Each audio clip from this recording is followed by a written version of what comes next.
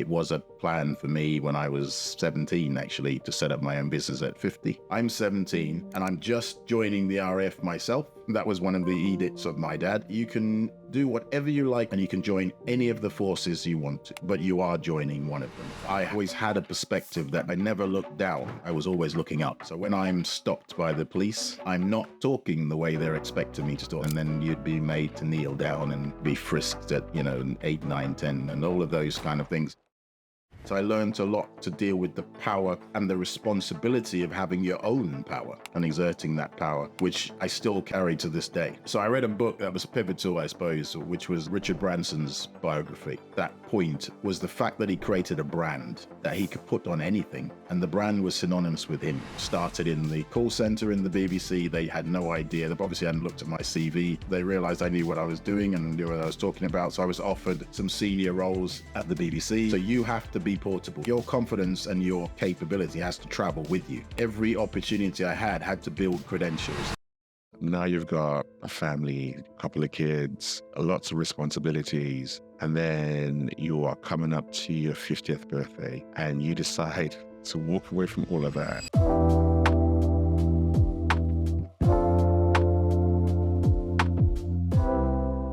Welcome to Everyday Leadership.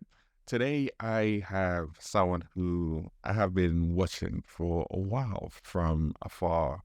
Someone who is a CEO and runs an amazing organization called 10, who are basically disruptors. They're focused on disrupting the ecosystem and building impactful businesses and serving the underserved, the excluded, recognizing the forgotten, and doing something which is going to make a change now, but also very, very future focused, recognizing that he might not actually see those changes land, but he can definitely plant those seeds for the future. So as you can imagine, this is going to be a dope conversation and someone that I know you're going to learn a lot from. Alex Cole, it is an absolute pleasure to have you on the podcast this morning. Good morning, Sophia, and very nice to be here. It's a privilege, I have to say. So I've seen some of the people you've interviewed. I regard this opportunity to speak to you and to speak to others on Everyday Leadership as a fantastic privilege. So thank you for the invitation. No problem at all. And how do you like to, I guess, be introduced? How do you like to talk about yourself when this is Alex Cole? What do you say? I'm curious.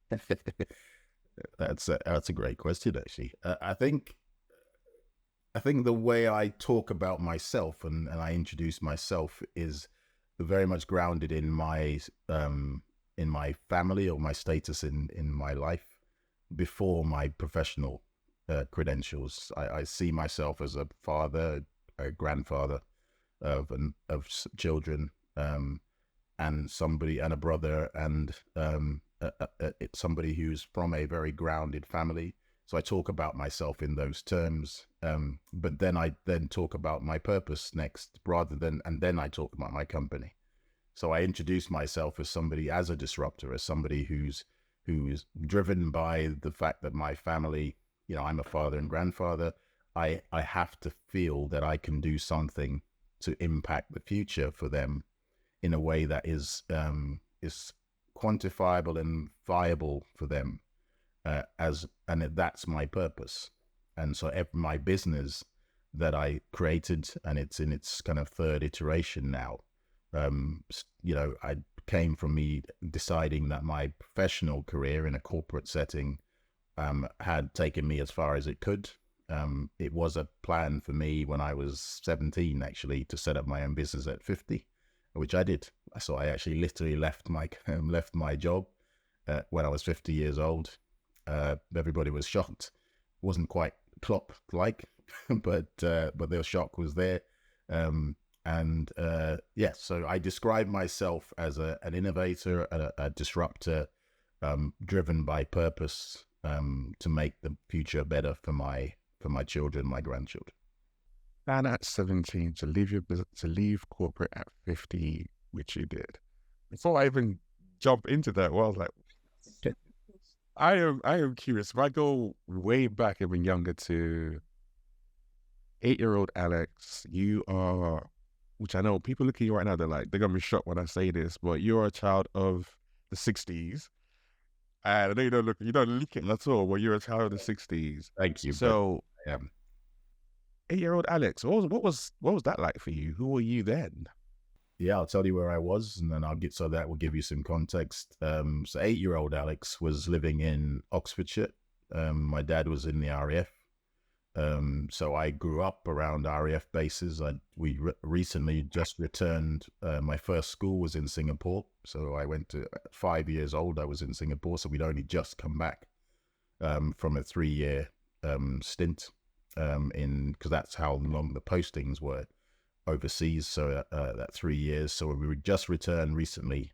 Well, for me as a child, it felt like forever. But at 8, we were living in a leafy suburb. In a routine. I was going to my third school at that time.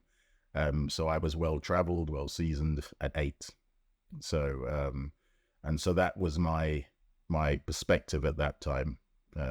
Lots of things were going on, and quite seismic things at the time. I remember the Godfather movie had just come out recently, and I wasn't supposed to watch it, but I did anyway. And it will tell you a little bit about me as a child.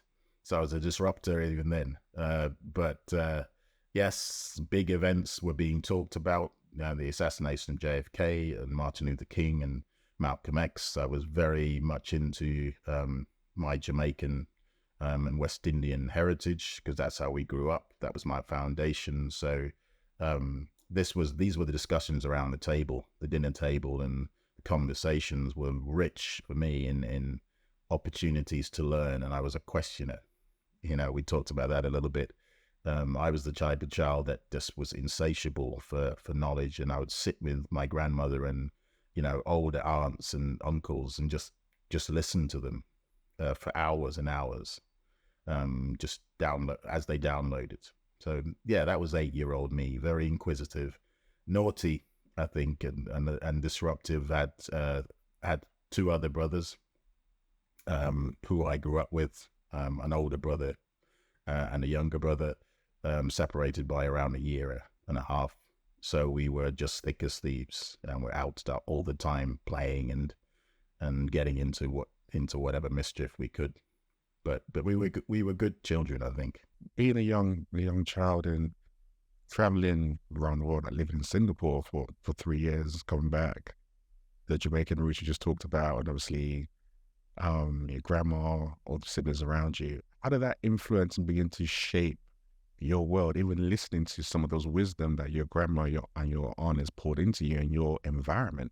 Because when I think about the 60s, 70s, all the different assassinations that you're talking about, especially in the UK, those times, it was still hard. It was very, very hard to be a black person. It was very, very hard in terms of the segregation around and the racism around and different things like that. But you were not just a black person in the UK, you were a very well-traveled person as well. So you already had another element to you. So how was that like for you? So I think you've shaped it, described it well. So I always had a perspective that I never looked down. I was always looking up. And what I mean by that is so I never felt stuck. I never felt like this reality that I was in, wherever we lived. That wasn't the end of the conversation. That was just the context I was in right now. So, and that got me into trouble, as you can imagine. So when I'm stopped by the police, I'm not talking the way they're expecting me to talk. They're asking me questions like, where do you live and where are you going? And I'm asking them, why is that important to you? Why do you need to know that? And I said, and I would say things at 8, like, that's a philosophical question. And I had the language and the vocabulary to do so, because where I'm going is a big question, I would ask. And they would say, oh, so we've got one of these. And you could hear them saying, oh, so this is the smart one of these. So we're going to teach you a lesson. And then you'd be made to kneel down and be frisked at 8, 9, 10, and all of those kind of things. But I recognize that power, the dynamics of power, were at play all the time. And obviously, being in these different countries, you could see how that played out. And at 9, 9 was a pivotal year. We moved to Jamaica. So all of these conversations that I'd soaked up, I was in it at 9. Like, we moved because of my dad left the Air Force at that point and moved to Jamaica. So at that age, 9 years old, I landed in Kingston, and at the airport, it was boiling hot. I got off they told me it was hot, but when their door opened, and I just literally I just started sweating immediately. So I lick you hard. Yeah, it hit me hard, boy. So I got off the plane, and I could smell this smell, and I was wondering, what is that smell? Because it was very alien. And my dad had got a job with Air Jamaica, so we just breezed through customs as if we were VIPs. But the one thing I remember, and I remember it to this day, is that we went to the immigration and the customs line. It was a shorter line, because I think he was in the staff line at that point. And as we went I gave my passport to the customs guy. He said, "Welcome home." I said, "Why?" It just blew me away. I said, "I've never heard that." And to this day, I've never come back to England, and they said, "Welcome home." So it just felt like there were loads of questions. I'm coming home. Wow, how does he know? What does he know that I don't know? And so that context that you talked about, which was I was well traveled. I'd been around, and we spent 4 years. I came back when I was 13. We moved back to Croydon, so I went from Oxfordshire to Croydon. So I'm in the well, I'm in London. Let's put it that way, and I'm in a tough part of London. that South London, yeah. Right, people will know Croydon now, and then it was a tough place to be. Tough for all the reasons I've just described. This was where racism and that conversation with power was a daily occurrence. You couldn't walk. I had to walk probably a mile to school, but it wasn't a bad walk. It was an eventful walk. We could walk and talk with my siblings and our friends, and we spoke about our weekends. We spoke about everything. So we had a good time to converse. So yeah, that was the context for me. This world view just traveled with me. It just gave me a perspective and an opportunity, I think, to engage with people, which did change the dynamic of conversations. Because of course, when I came back from Jamaica, I had a Jamaican accent, and a lot of people I realized that were talking Jamaican weren't really talking Jamaican. They were talking a pseudo Jamaican. So that was funny to hear people talking and thought, yeah, you're talking, you're singing songs and you don't know where Trenchtown is. You don't know where. I've been there. And I've seen it. And then, so that, as you say, I just had a different perspective on the world. Something that you've said a number of times, and I think it's a really important point. Being able to know and understand power dynamics is key to be able to navigate. And you've touched on that, like even whether it's your 8-year-old self or even coming back from Jamaica and seeing different things, you had that constant frame of reference around the power dynamics around you. And it sounds like that enabled you to be able to, I want to say, maneuver a lot better than other people because of that awareness you have from such a very young age. I think I suppose maneuver is the right word. So my dad was a very military man, as you can imagine. So we, our household, the culture in our household was you only speak once. So there was no repeating himself. And you learned that pretty quickly. And so you paid attention to words.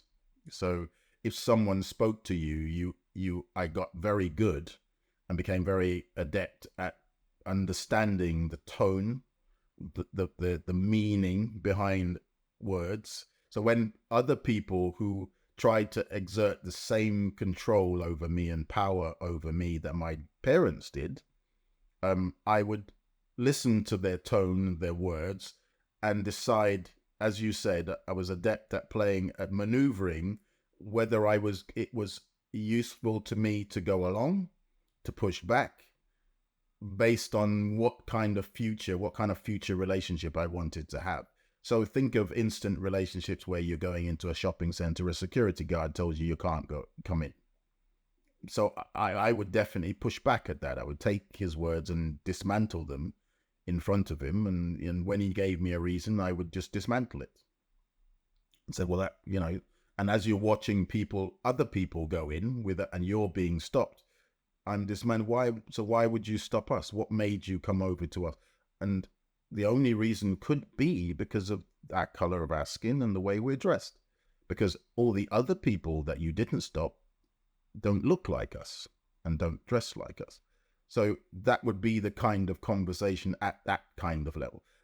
Think of the headmistress of our school and then headmaster in the end. Different type of dynamic. I'm going to be here for a while. I need them to regard me not as a threat, but as an ambassador for the school. So I would push back in a different way sometimes, or sometimes I just go along to get along, and because it was appropriate. And I played a lot of sports, so I was leading teams and captain of the the football and badminton team and cricket team. So the different dynamic when you're dealing with people in that setting. So you're right. I learned a lot to deal with the power and the responsibility of having your own power and exerting that power, which I still carry to this day.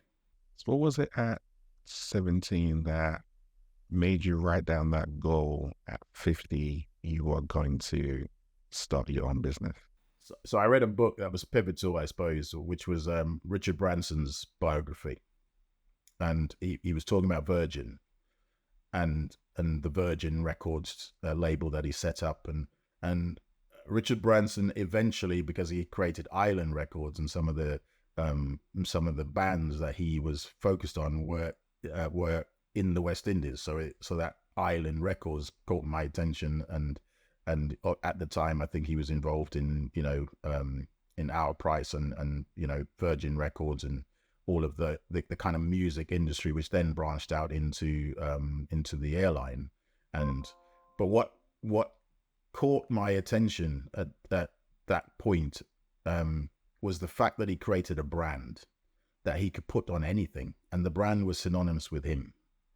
And that for me became transformational, because I realized that I could spend, at the time I thought he was quite old. Obviously he wasn't old, but at the 17-year-old me felt, oh, this guy's old.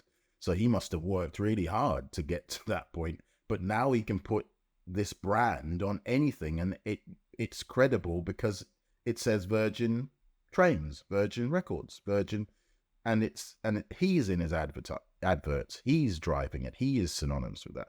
So I felt like, well, that's my future. That's where I need to be. I need to spend the point of time, which I thought was forever.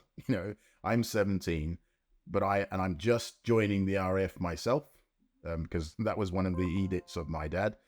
You can do whatever you like when you leave school, he said, and you can join any of the forces you want to, but you are joining one of them. And he told us that when we were I think he was nine or 10, because I think we were in Jamaica, and I remember him telling us that's our future. So he says, you're not, and his view was that he's not having any of these big men in his house eating his food and burning his electricity with no purpose. So he gave us a purpose, which is you join one of the forces. So I was on the eve of just joining the RF, and I think I was 2 months away. But I said I'd made that commitment to myself. That isn't my destiny. My destiny is to set up my own business, and I want to create a brand. And this was before all of this focus on social media and brand management. But I recognized that that was the platform that you could create, because you own that brand. You can drive the power dynamics I talked about, can be manipulated and maneuvered around the credibility you have within your own name, your own brand, your own credentials. So when I listen to you tell that story, in my head I go to, you're about to step into this thing with the RAF, but at the same time you have this dream and this desire to be able to create your own brand and to have your name on something. And it sounds like you were able to hold both of those two things and recognize that, you know what, this will come, like you said you do when you're 50, this will come later. And I'm sure of that. But for now, this is what I need to step into. And the reason why that for me really stood out, because I think we live in a, no, I think we live in a time where being able to have, I'm going to call it delayed gratification, or to delay certain things is a lot harder. People want things now. The patience is gone. But you were just able to be like, well, I know what I want to step into down the line, but I need to do this right now. I'm happy just to part this and still make sure that I hit that ultimate goal.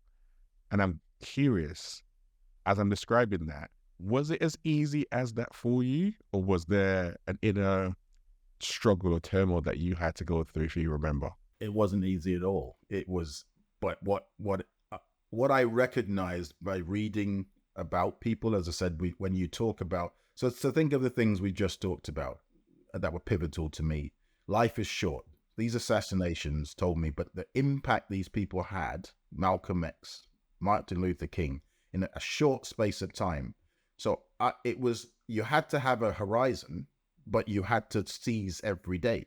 So railing against the day, wasting time, you know, getting upset about the injustice of a situation and losing your focus and your purpose. These people didn't do that. They had a driving, they had a North Star. That purpose drove them, and they seized the day. And I remember that movie, the Robin Williams movie, that I still repeat some of the bits of it today. That again, so it was a combination of a series of things, but the context was, you have to have a purpose. Time is short, and keep your eyes up, keep your head up. I talk to people about this all the time. Keep your head up, not down. Don't look at your feet, look at the horizon, and have a North Star. Where are you going? When I mentor young people now, I said, what was the dream of the little boy you had? He must have had one. I had one, and I could tell them mine. You must have had a dream. There must have been something that you thought, that's what I'd love to do. Somewhere along the line, and this is back to your point, the journey won't be straight. I don't know any leader that you would have spoken to that said, oh, it was a straight line and I got to exactly where I wanted to go in record time, and there were no hurdles in the way, because that's not how leadership works. But for me, it was about, my whole life was about overcoming obstacles and making sure that you could create lemonade out of those lemons. So for me, every situation, the Air Force was a learning journey. I learned discipline. I took out of all of those lemons, because there were lots of lemons. I remember the first time I got off the train, I'm pulling up into Lincolnshire, getting off at Lincoln, and the RAF bus is waiting, and I noticed all the people that was sitting around me all got off as well, and we're lining up, and the guy's starting to shout at you, get on the bus, get on. And you realize you're not in Kansas anymore. This is real. And you got to the station, took a 45-minute bus ride to Newark, and we ended up in the RAF training base, and RAF Swinderby, and we got our kits and did all our kind of transition onboarding activity for the rest of the day, and it was a reality check. But I realized then that I was equipped. My parents had equipped me with everything I needed to know the discipline, the ability to keep myself tidy. I was neat. I had a neat mind. So all of those things, for the 6 weeks, I thrived in that. I hated most of it, but I thrived. The marathon runs with your kit on, all your backpack on, and all your boots and all your equipment. But you're still running the 22, 23 miles. And that was an obligatory part of the training. You had to be able to complete that in under a certain number of hours. These were things that just separated you from the child that you were to the man you knew you had to be. So the journey was prepared for me. I had a great foundation. But no, it wasn't easy. It wasn't straight. I was in the RAF, but that was nowhere near what I was trying to do. So I did that time. I call it the woodshed. You've got to go and chop wood um, for a period of time. But I recognize that my grandfather, my dad, all of my aunts and uncles had told me you have to put the work in. There's no shortcuts. Shortcuts don't lead anywhere good. Usually they lead to dead ends, cul-de-sacs, as we used to call it back in the day. So you think, oh, this is a good shortcut. Oh, there's the dead end. And you have to go all the way back. To me, that was a wasted journey. Didn't want to do that. How long were you in the area for? I did 5 years. So yeah, so you sign on for a period of time and you have a trade. But I did 5 years. That was as long as I could do it. My dad did 13 years, 13, 14 years. Did your brothers also end up going in there as well, or did they manage to do something different? Yeah, my older brother went into the army, and my younger brother had asthma, so he didn't pass the physical. So yeah, if I'd realized I could have coughed and sneak wheezed my way through, I might have done that. I might have tried that. I didn't realize that was an option. Yeah, I was my brother and our older brother and I joined the forces. And after going through IF, coming out on the other side, and you start working, and you start I'm gonna say probably like building a life and having a very successful career. From the work you did at, I don't know, BBC, county council, all the different space and places you were operating, all the way up to Cap Gemini before you started Tin. Was that thought of the 17-year-old still there and present? Were you holding on to that, or was it something that you had forgotten about because life had taken over? Yeah, that's a good question. I never forgot it. In fact, there were points where I thought I've got to leave. I've got to get out of these places. I started off in when I left the RAF. I wandered into a recruitment agency. I remember it like yesterday, called Brook Street. I was in Putney, staying with a friend of mine in Putney. Didn't realize Putney was posh, so I walked into the job centre just over the bridge of Brook Street, and I spoke to this lady, and they dismissed me immediately. They looked at me and going, "Yeah," but the manager heard me talking because I pushed back, of course, and I said, "Well, actually, I've seen an advert in the window. I think I'm absolutely perfect for." I think it was an engineer at BT or something like that. And I said, I've just come out of the RAF. I've got these qualifications. It's kind of what I did for a living. And I was explaining and breaking down what I did in the RAF, and the manager heard me and said, "Had you ever thought of being in sales?" And I said, "No." And she said, "I think you'd be great in this kind of setting. So come back and speak to me tomorrow." And so I did, and she offered me a role as a trainee and recruitment agent. What were you doing in RAF that led to sales? I'm curious. Well, you'll see this repeats in my. So the fact that I could explain, what was quite a technical context of my role to the recruitment agent that was talking to me, was what captured her attention. She was thinking, "Oh, actually, this guy, the way he's speaking, the way he's communicating, made sense to her." So that was the trigger, I think. But I mean, just like my first day of the RF, they put me on the sales course. It was a week. It was in Victoria, very nice building, purpose set. And I realized, I did my homework and realized that actually the Brook Street training and that agency training was a really good training program. And so it taught me a lot. It taught me how to construct a sale.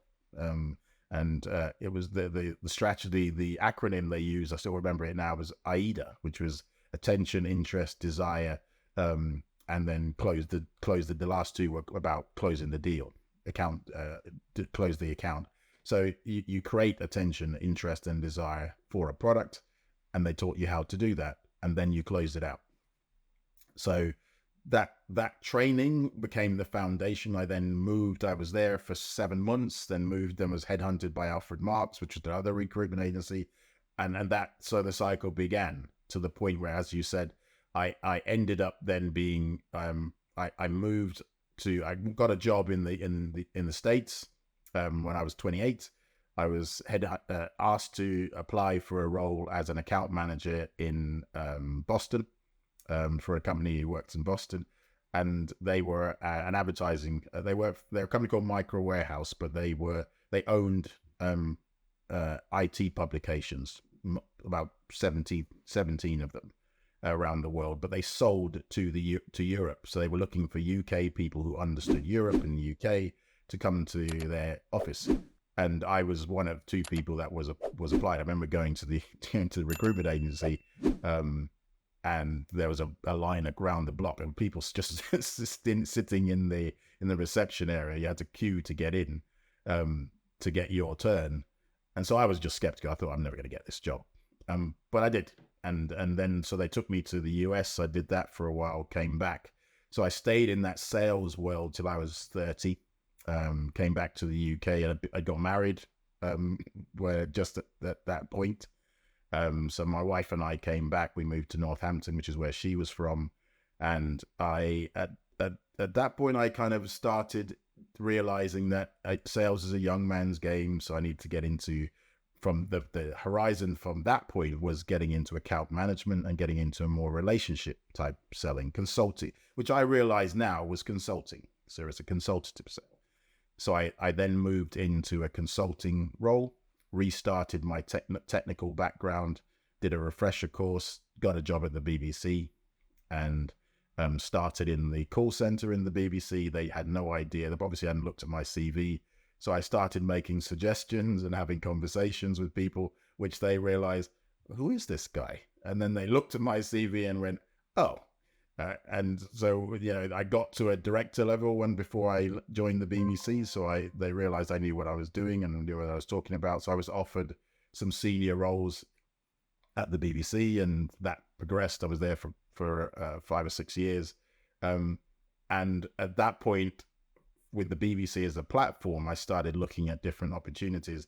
I wanted to stay there, but they just wouldn't pay enough. And the culture there was a lot of black people there. So it was a very, very diverse culture, but there were challenges, and those challenges are playing out now. You can see the mass exodus of people, but we predicted that was going to happen because they just suppressed a lot of the black people. You watched people doing the same job as you getting paid twice as much money, and they just wouldn't, that was embedded in their culture. So I decided I had to leave. I had just had a child, my first, second child. So we needed the money, and I had to get more money. So I took the job at Kent County Council, because that was because it's a similar culture. The BBC to local government or regional government was the obvious leap. And so I learned about governance, and I learned about being in a government setting. And I then moved into Capgemini from that point, because I understood local government. So I was a public sector specialist. So hopefully you can see the steps that kind of took me: sales to consulting to technical consulting, which led me to Capgemini. I can also see a thread from the younger version of you who was curious, who knew how to ask questions, who knew how to navigate power dynamics, who knew how to be able to respond based on different references that you had.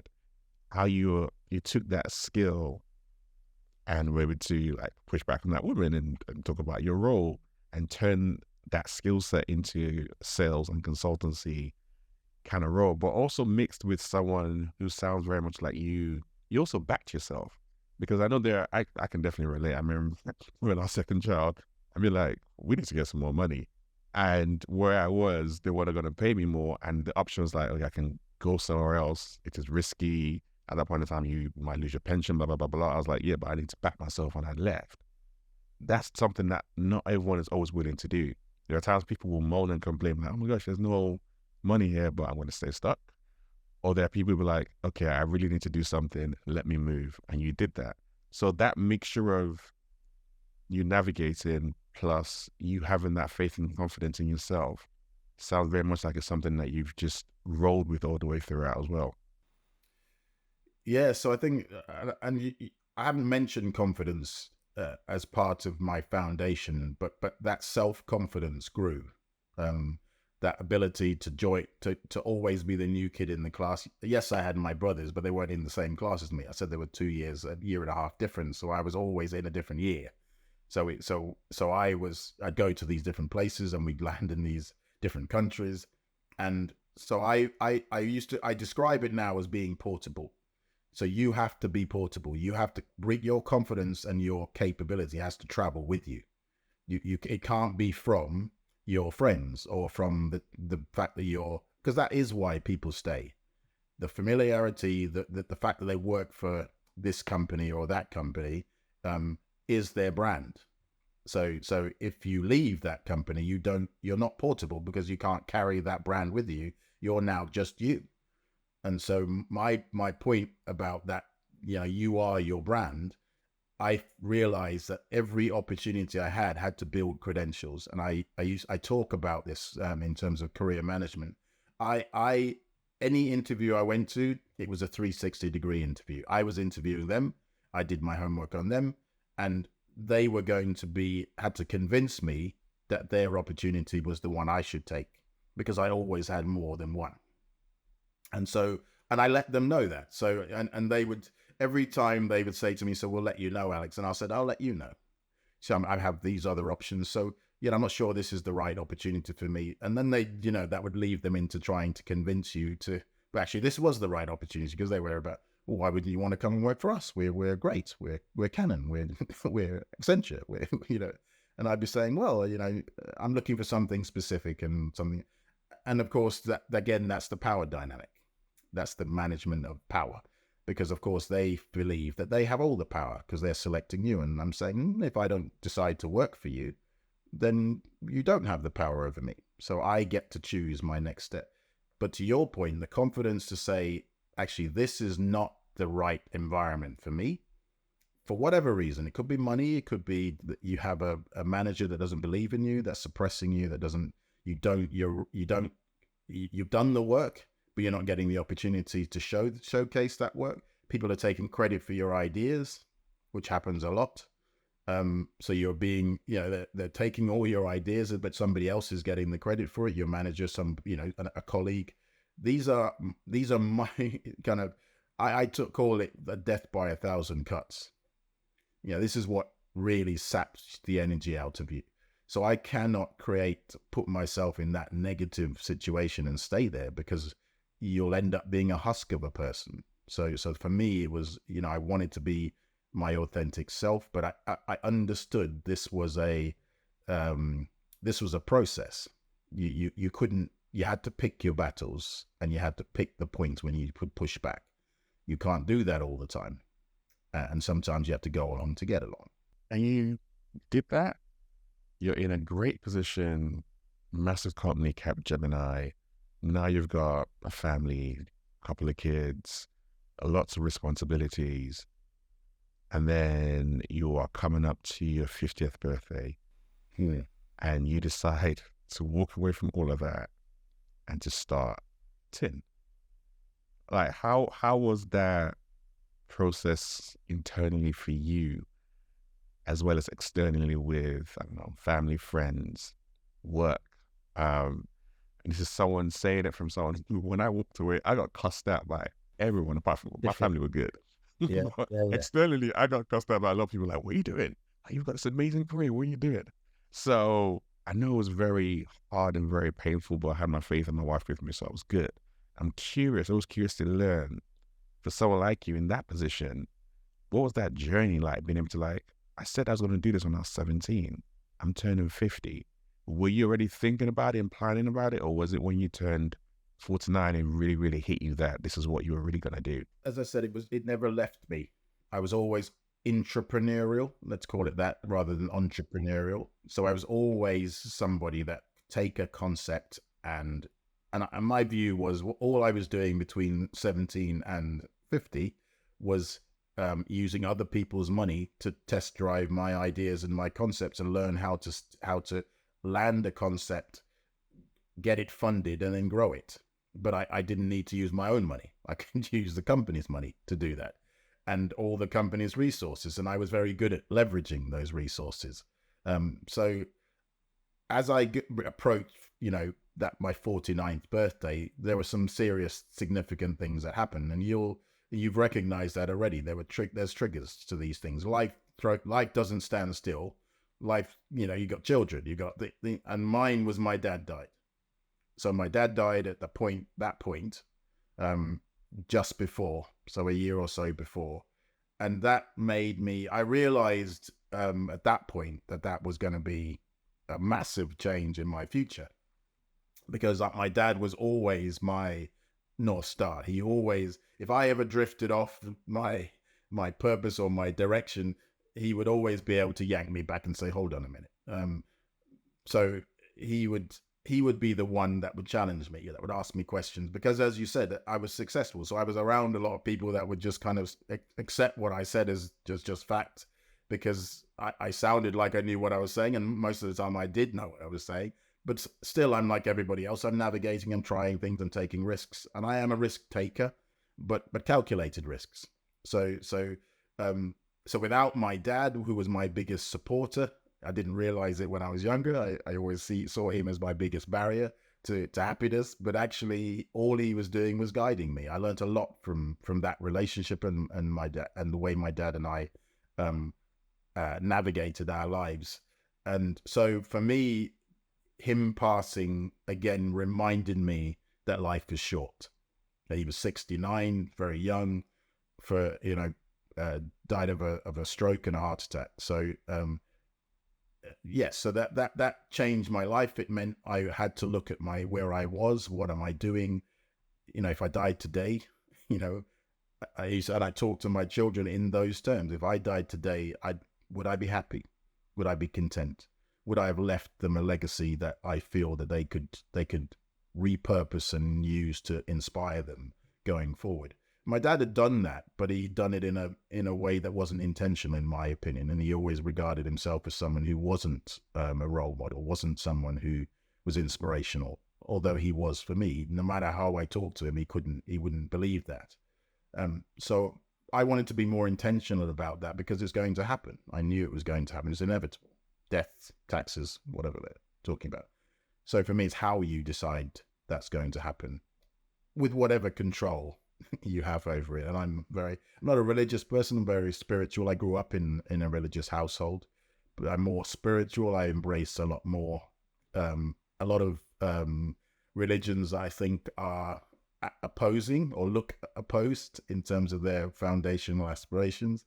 So Judaism and the Muslim faith and the kind of Hindu faith and Catholic faith. They're all variations on a theme, but a lot of them are telling you things that are diametrically opposed. And so, but I embrace those things. Those things are knowledge, are driven from a good foundation in most regards. They get splintered into negative places. And obviously that's playing out right now. So I won't touch on that really. But so the reality for me was that I had to do something that meant I was going to be comfortable if my time came, that I had done my bit. And so I felt 50 was the right age. As I was approaching it, it was, because I'd had the experience, I had the gravitas. You're a young man, Sophie, so I could imagine the people were thinking, "Well, you're crazy to leave a stable role." There was less pushback for me, because I had done the work and people had seen me be successful. I was on my 6-figure salary. I was doing really well, as you said. My pension I could see my pension blinking in the background. I used to look at it and think, and I had shares in the company, and I'm thinking, oh, I'm set up. I owned a number of houses at the time. I was in a good place. I built the foundation, but actually I realized that foundation was also useful for me to take this risk now. All of that was still useful now. I could have the confidence to say, I built this foundation. I built this safety net for myself. Let's do it now. And so what I didn't know was what I was going to do. And I accepted a secondment to Business in the Community, which was one of King Charles, Prince Charles at the time, one of his charities. The Prince's Trust is one of them, but the Business in the Community was the responsible business version of that.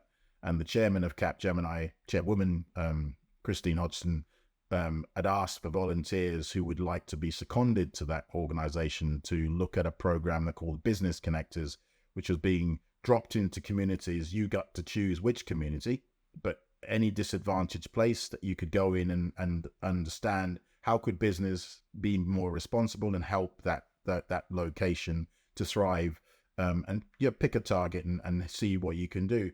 For me, I picked Lambeth because I grew up in Lambeth. So we had two offices up in about, one in Lambeth and one just up the road.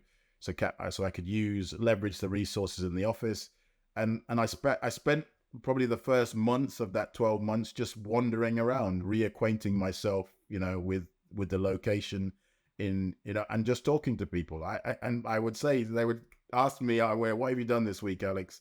And I said, I just walked around and talked to people. So I'd walk up Effra Road, I'd walk up the front line and talk to, where all the drug dealers were, and just talk to people and see what was going on. And I learned three things at that point: that young people had nowhere to go. They were closing down the parks, no youth centers. My childhood, all the things that were there in my childhood weren't there. So young people were angry. They were upset. There was nothing for them. Their horizon was just, they were looking down at their feet, and life was something they could just throw away because it didn't matter. They didn't have any dreams or aspirations, a lot of the time, or their aspirations they believed weren't going to happen. I talked to the shopkeepers. They were scared of the young people. If you walked in there with a hoodie, they just terrified of them. So they were trying to get rid of them. They weren't welcoming. They just regarded them as somebody who were going to steal from them. So I realized there was this mismatch of these views. And then I obviously started meeting with the power. So, I'd go and see the police service, and they were part of a program that we were on. So I knew the chief constable, of Lambeth, because we were on a panel together. Managed to meet the head of DWP at the time, the Department of Work and Pensions, who ran all the job centres. So in Brixton, there's about 40 job centres within a radius of 10 miles in Elephant and Castle, Norbury, Streatham, all these different places, Clapham.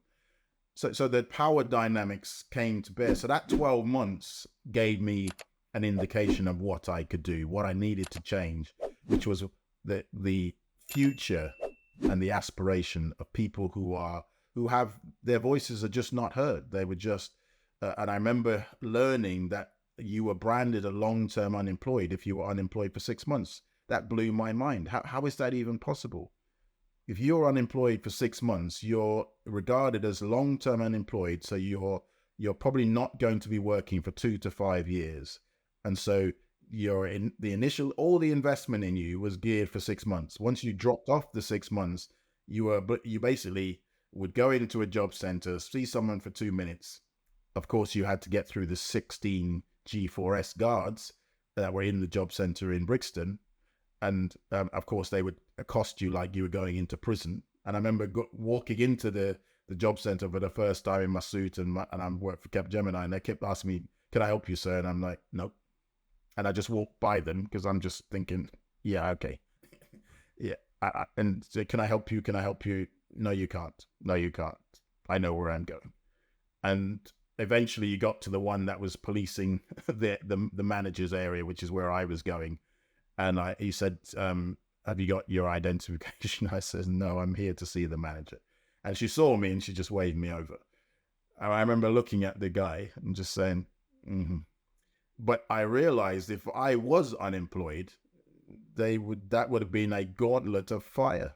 Yeah, very intimidating as well. You're already down, feeling a way about it, and you're coming to that kind of environment that doesn't help you to get into the right mindset or encourage you to want to go there in the first place. Do you want to seek employment in the first place? 100%.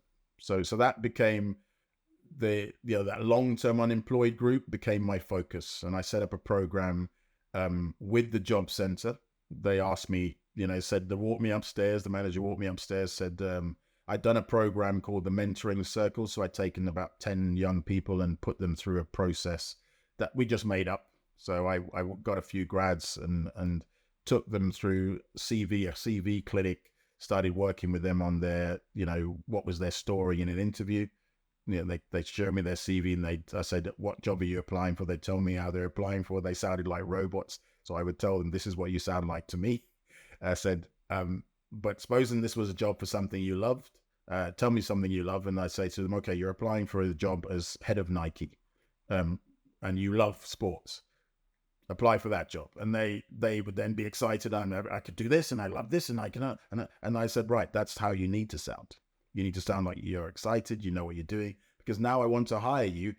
I don't even know if I want to hire you for the job that you were applying for. I might want to hire you for a different job because you sound like someone that we want to have in our company. And it was just having that conversation, that mindset shift, that realized I could unlock some of these people. So it gave me the confidence to try. And so when they asked me, showed me a space and said, would you, if we set you up here and gave it to you for free, could you, and helped you to get some funding, could you do what you did then? And I said, yeah. And I did that while I was still at Capgemini. The 1 year finished, I launched it. The program was called DigiSheds, a digital shed. So it was just the young people that I was working with. They said, I was told I need to use, it has to be something digital because we're a technology company. So it had to be digital, but we need to fix things. So they said, oh, digital shed. It's a digital. To me, it made absolute sense. And tin came from the same conversation. So Alex, what do you? So I said, when I went back, I want to leave. Really, I want to do this. This is what I want to do. And we worked out. It took me a few months to work out how I was going to shape it. Had to be a consulting business because that's what I was good at. That's what I did. But consulting on what? And I said, well, I want to be thinking about innovation all day. I said, that's what I want to be doing. And they said, well, so think innovation. We could call that tin. And I said, oh, I like that. And then they said, so, what is it going to be? What kind of business is it going to be? So I said, it's going to be a smart business that's looking at, so you're looking at specific, measurable, achievable, realistic goals. Smart social. It's a social business, but it's going to be a smart social business. So the first iteration was called Tin Smart Social.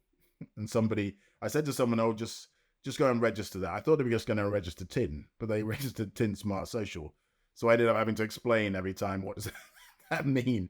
So the next iteration was where we took DigiSheds and some of the products and services that we created. So we created an agency called Own Label Creative, which was hiring people that we were training. So we realized if we could just give them their first job and give them the confidence to know that they got a job, that actually we should be not just training them, but then hiring some of them to then help them to get the confidence. And then I realized that entrepreneurship was probably a really good opportunity for them because it worked for me. And so we started training them to not just be waiting for a job, but actually be, what ideas do you have? And then helping them to shape those ideas into a proposition and then something that they could sell. And that became another program, so in my discussions with people and deciding after COVID, so COVID came and I was doing very well, and we were involved in all these different things, working with the police, working with all sorts of different organizations. I started to then realize that actually the thing I love doing, the thing I'm really good at and passionate about myself, because I kept taking my own advice, was about helping people to understand digital innovation, but with a view to becoming an entrepreneur, because I felt that entrepreneurship was the future for our culture, because that gave us the opportunity to own the power dynamic, to have more power in the conversation. If you have a business, because this is what Richard Branson taught me all those years ago. It meant he met the prime minister. You were a viable, valuable commodity because you were a business owner. Changed the completely. If you're working for someone, you just work for the person who runs that business. The person who owns that business has the power. And I said, well, so even if you start a small business and you're just the CEO, just calling yourself the CEO changes the conversation, because now you're a CEO and founder of a business. And so that becomes your brand. And your brand is power, because nobody can take that away from you. And as you can imagine, these conversations just escalated. And so I started looking at venture building. How do you become a venture builder? How do you build ventures that disrupt solutions? So I took the things I'd built and packaged them as propositions that I still sell. So I still sell DigiShed as a training program. I still sell the agency, the marketing agency element. We still hire people. We still, because we use them, because that's how I run my business. So that's what we built. We built support services that I needed, and then hired people that we trained to run them. And so, and they were anchored in people who knew what they were doing, like me. So you had people who could train these people and give them advice. And that became a magnet for other social entrepreneurs. So I have now a cluster of social entrepreneurs, and we all support each other. We mentor each other's people, we coach each other's people, we support each other. So we're not, because it's a lonely world being an entrepreneur. It very well is. Yeah, so Tin Ventures was born out of just my need to keep being focused, but actually build a supportive ecosystem around not just myself, but all the other entrepreneurs. Many of them look like me.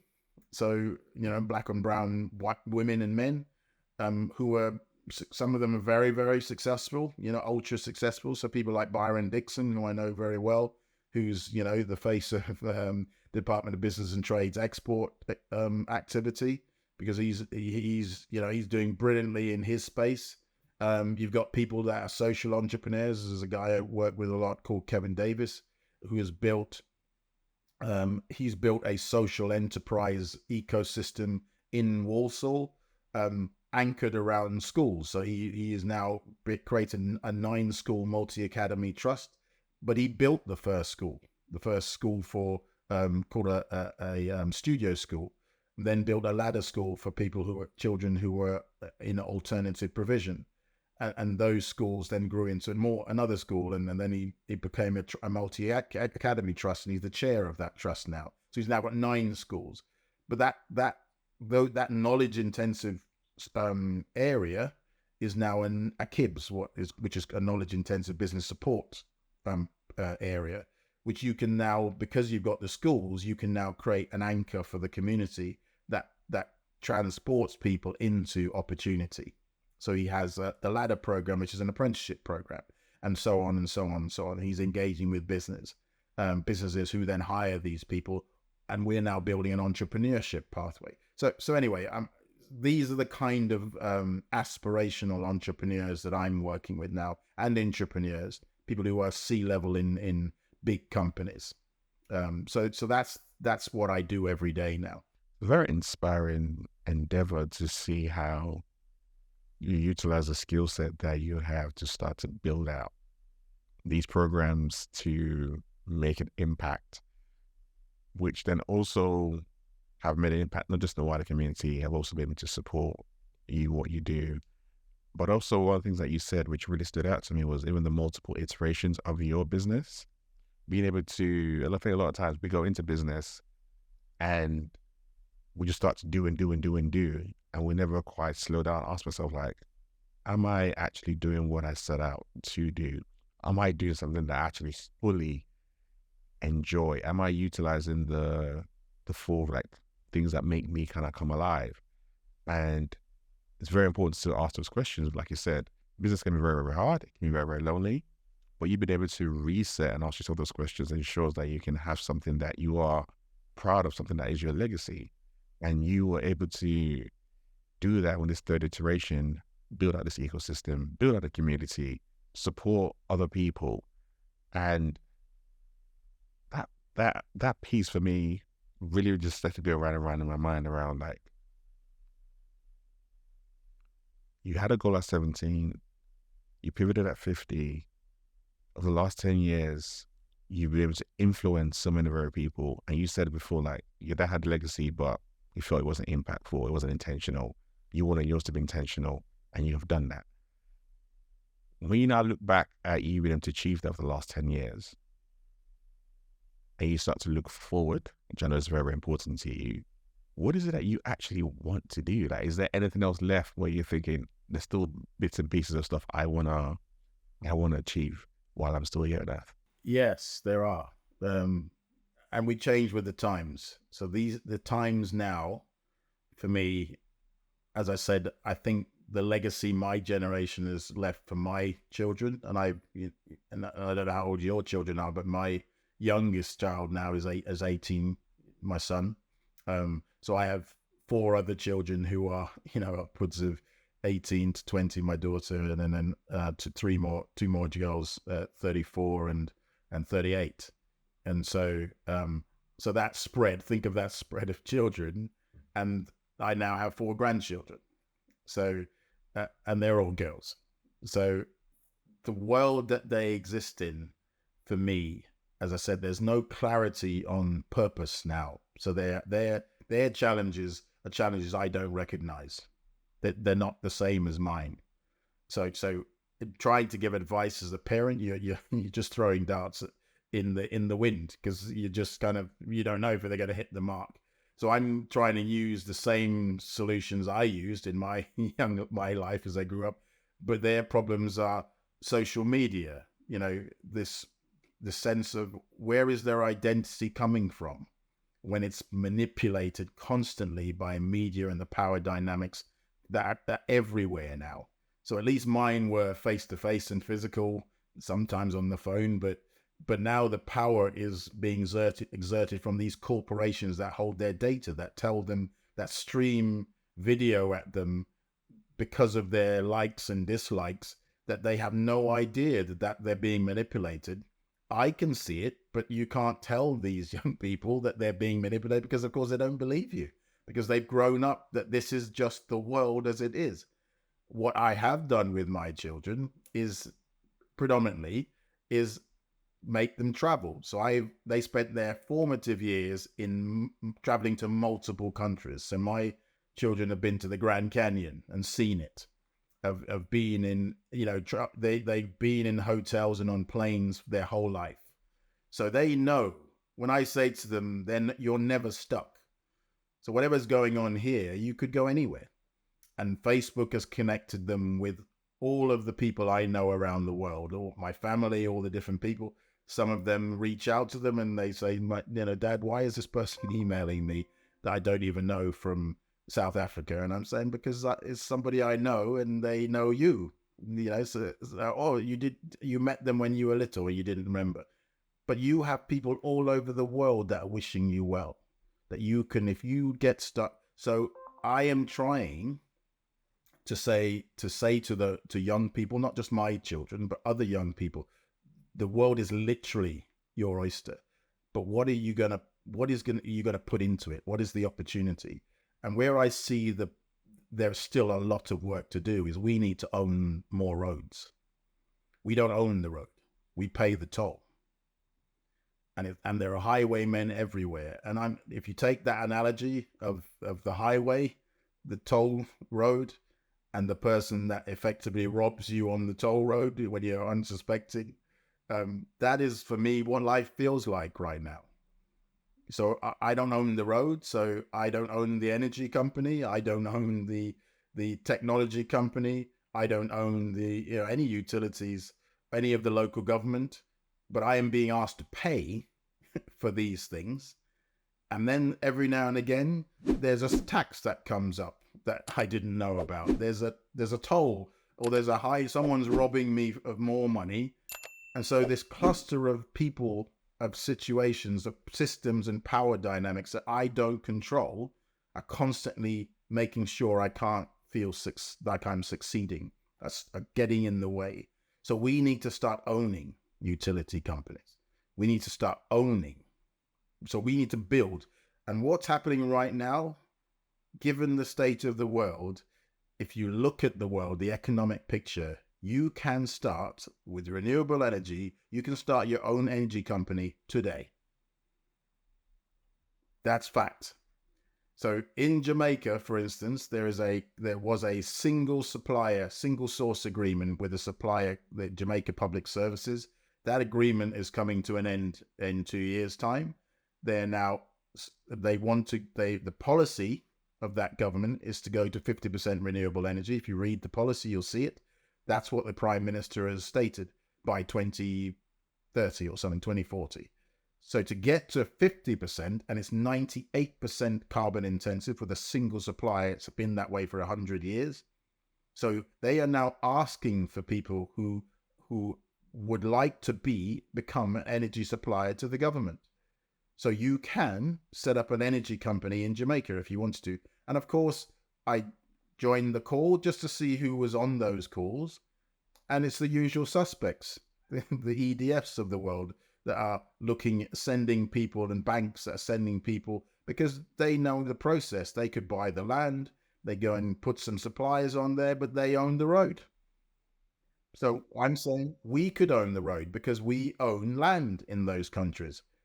If you can do exactly the same in the UK, we could get together now, buy some land, set up a wind farm, set up any kind of renewable energy source, and the national grid would pay you for that energy. If you have your energy source and you built homes, affordable homes, and now we can build homes because those homes need to be net zero. If those homes are net zero compliant, or you retrofit homes that are existing, there is trillions of money, pounds and euros of money that can fund that, because clearly that's what we need to do, because that's the future. So we are in an age of opportunity if only you understand how to create and leverage that opportunity. And I want more people, and it's now my mission to get more people who are understanding that creating a digital solution that is helping to achieve net zero, creating green solutions that achieve the transition to net zero, and creating entrepreneurship models and economic growth models that hire people at scale is where the future is. The bit that we must own is the investment piece, and that's where the missing link is. We've got lots of entrepreneurs, but the investment landscape, and I'm tired of hearing about 2% investment or 1%. I honestly, that frustrates the life of me every single time that comes up around that piece around 2%, 0.4%, all that kind of stuff. Yeah, nonsense. So women, same thing. So it's worse if you're a black woman. So you're like a unicorn. So, but in the reverse version of that.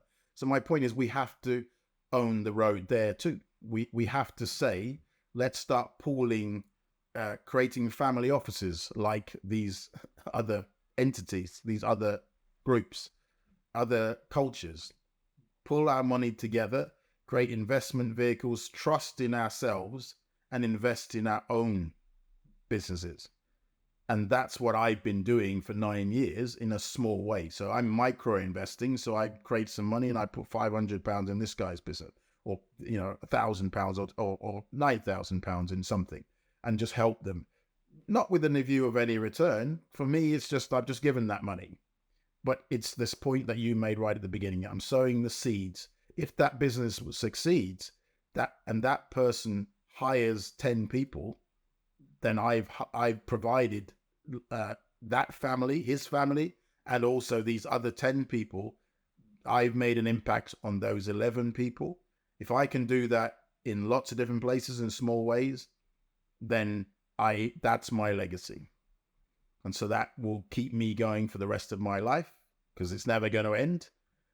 But we must own the road. So it's a very powerful statement, that one that I 100% stand behind. I agree with you. We need to, ownership is the key, because if you don't own it, you're always going to be under the rule of someone else who can choose things, and what they generally tend to choose is not necessarily good for us and for our people. So being able to actually own that and actually come together, even when you described earlier on around being able to work in a community and how powerful that is, but working together, learning from each other, there's something beautiful about that. Like it's such a missing piece that even when I think about, way back in the day, and I hear some of the stories from my parents, I'm sure you were around those days as well. Yes. The community aspect that existed was really, really powerful.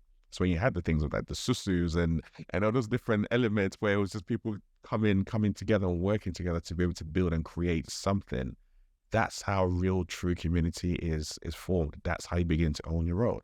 So being able to actually do more of that going forward within the next generation, 100% agree, it's important. And we have to be intentional about it. It's not going to be given to us, just like my career. My career wasn't given to me, but you have to navigate the power dynamics. You have to understand, and there's lots of insight to be gained from each other. You know, my conversation just now with you has surfaced a lot of things that I'm there. Yeah, I couldn't stop to scribble them down, but it's surfacing things that I'm locking in my brain that actually I realize I'm saying out loud, and you're saying things that I'm thinking, no, that's a new piece of insight that I need to leverage and work with. So you're right. This collective, we're forming a Black business collective at the moment as a model in the West Midlands in Birmingham, which is bringing all these people together and trying to create that as a model that can be funded. And so the point is, you always get to the point where funding becomes a problem, the challenge, the investment becomes the challenge. And I'm saying we need to get better and better because the money is there. You just need to know how to unlock it. Oh, I said at the start, this is going to be a very powerful conversation, and it has been. And I love the way that it's gone and where we've kind of landed as we kind of come towards the end. I guess my last question for you is, how do you define leadership? I knew you were going to ask me that, obviously. Yeah, Every single episode. I know, that's the crux. So I think you'll probably have an anticipation of how I'm going to answer. I think leadership is, and let me just differentiate between leadership and what in an enterprise or corporate setting, which is defined based on management, being a worker, being a manager, and being a leader. Those are kind of structures, if you like, that you climb into. So you're effectively that's your career. That's how you mark career progression. So most people view leadership as that progression of capability or capacity to lead. So you do some work, you're pretty good at it. You then become a manager of people. You manage. Management and leadership is completely different things. Managing an operation is not the same as leadership. So, and then you become a leader because you get to the C-suite, you get to this place. So it's like this growth. I don't believe that at all. My view of leadership is about being the kind of person that can convene, that can create capacity and enable capability. So convening, creating capacity, and then leveraging capability. And what that means for me, those 3 C's are about being able to bring people together, recognizing and understanding and spending the time to understand their skills and their capabilities, because their capabilities is not the exams they passed or the professional qualifications they have. The capability is the deeper person, their spirit, their motivation, what drives them, what do they love? What's the power of that person? Because everybody has their superpower. You've talked about it. So I bank that in my head, in my database. Your superpower is convening and asking questions and giving people the space and a platform to unload and unlock themselves. But that is a powerful thing, especially now.